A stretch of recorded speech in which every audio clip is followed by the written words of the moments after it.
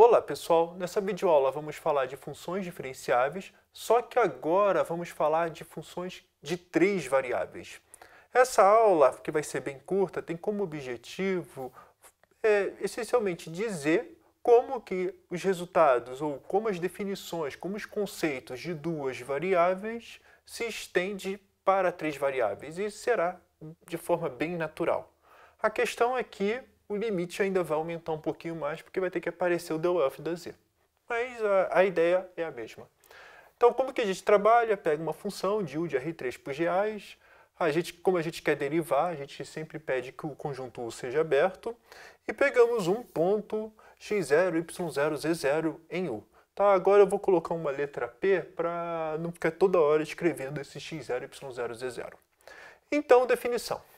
Dizemos que a função f é diferenciável em P se o limite que era grande se tornou um limite gigantesco, que é isso aqui tudo, é igual a zero. Então, o que a gente fez?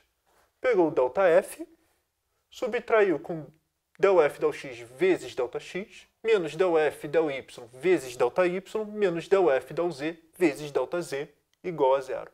O ΔF que eu falei no início é isso aqui. Essa expressão, essa diferença. Epa, não isso aqui tudo igual a zero, ainda dividido pela raiz quadrada de ΔX ao quadrado, ou seja, a gente quer fazer uma aproximação linear aqui. Então ela se estende naturalmente, coloca mais um termo, coloca mais um termo. HK, agora bota um L aqui. E o teorema vale do mesmo jeito, só piora as contas, mas a mesma ideia, caso quem deseja ver a demonstração, é tudo igual, tá? Só aumenta, vamos dizer, a quantidade de papel e caneta que vai usar. Mas se f é de classe C1, então f é diferenciável.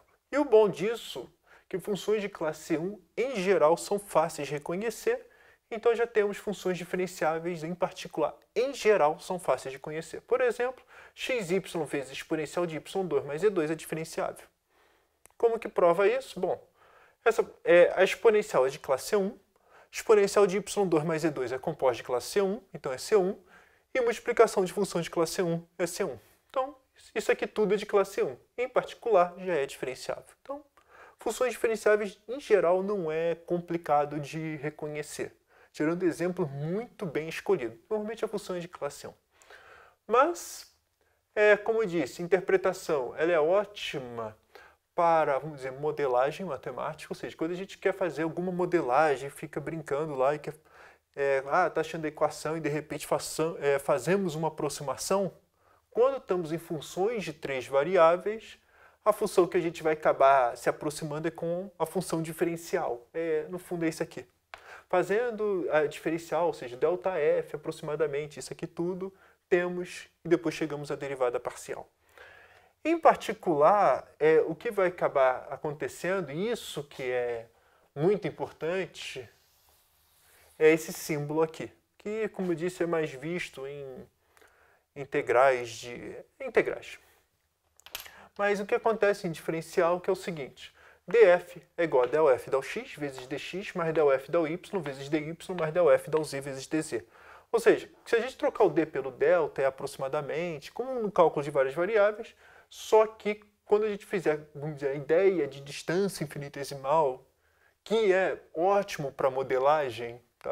Eu vou dizer, matematicamente não é preciso essa noção de distância infinitesimal, mas ela é, como que eu disse, ótimo para modelagem.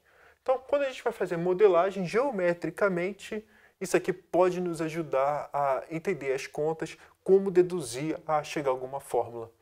Em matemática, ela também, no cálculo de várias variáveis, ela é muito importante, assim, no sentido assim, não muito importante, mas ela ajuda, simbolicamente falando, para ajudar a gravar a regra da cadeia de funções de três variáveis. Aí depois, claro, a gente vai melhorar a notação. Esse ΔF, não podemos deixar uma notação tão carregada assim. Se botar 4 ou 5 variáveis, não vou preencher um quadro inteiro só para falar de quem é uma função. Então, depois, claro, vai ter melhoras de notação, mas a ideia essencialmente é a mesma. A extensão para, vamos dizer, 4 variáveis, 5 variáveis, 6 variáveis, é essencialmente acrescentar mais termos aqui, as derivadas parciais, e mais termos aqui na raiz quadrada, norma a distância euclidiana para Rn, tá? Raiz quadrada e vai acrescentando. Então, basicamente, é isso que eu queria falar para vocês.